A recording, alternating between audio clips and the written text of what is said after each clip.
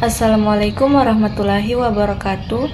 Perkenalkan, nama saya Revalina dengan NIM A321244042, kelas A, Prodi Pendidikan Pancasila dan Kewarganegaraan.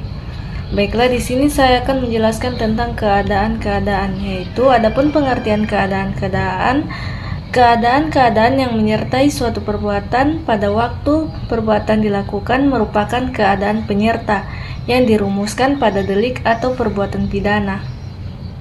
Cara melakukan perbuatan atau sarana yang digunakan, waktu dan tempat dilakukan, subjek dan objek delik yang ditentukan pada perumusan.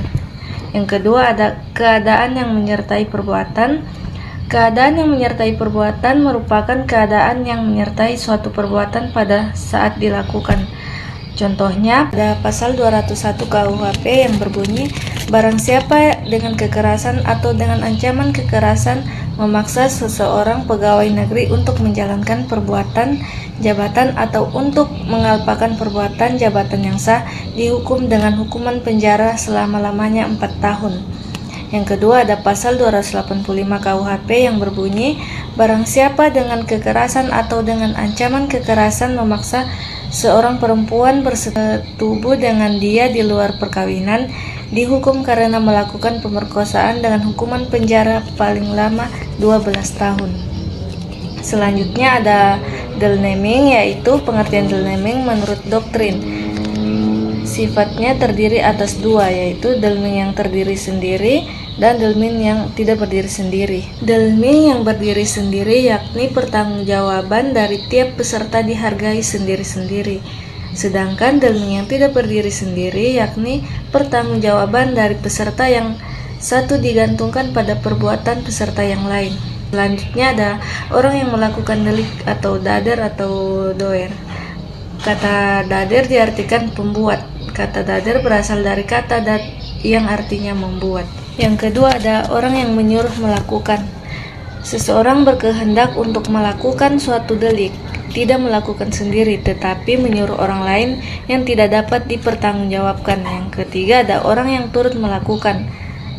Sejut kata negara berpendapat bahwa untuk adanya mendader harus dipenuhi dua syarat, yaitu harus ada kerjasama secara fisik dan harus ada kesadaran kerjasama. Yang keempat ada orang yang sengaja membujuk. Yang kelima, membantu melakukan. Selanjutnya ada percobaan. Adapun pengertian dan sifat percobaan. Dalam hukum pidana, percobaan merupakan suatu pengertian teknik yang agak banyak segi atau aspeknya. Perbedaan dengan arti kata pada umumnya adalah bahwa apabila dalam hukum pidana dibicarakan hal percobaan, maka sudah tetap bahwa tujuannya yang dikejar adalah tidak tercapai.